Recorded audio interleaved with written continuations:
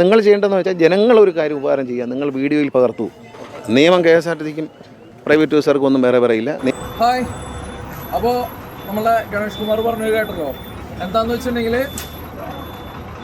നടപടി എടുക്കണം. അതായത് KSRTCക്കോ ഗവൺമെന്റിനോ വെവ്വേറെ നിയമങ്ങളില്ലാന്നാണ്. ഇവിടെ നോക്കുകയാണെന്നുണ്ടെങ്കിൽ 321, അതായത് 4 ഡിജിറ്റ് നമ്പർ എൻ്റർ ചെയ്തിരിക്കണം മോട്ടോർ വെഹിക്കിൾ നിയമപ്രകാരം. ആ നിയമം തെറ്റിച്ചിട്ടുള്ളത് ഏതാണ്? KSRTC ആണ്. ഈ നിയമം ഫോളോ അപ്പ് ചെയ്യാത്തതും ഈ നിയമം കണ്ടെത്താത്തതും ആരാണ്? MVD ആണ്. ഇവിടെ നിയമം എന്ന് പറയുന്നത് എല്ലാവർക്കും തുല്യമാണ്.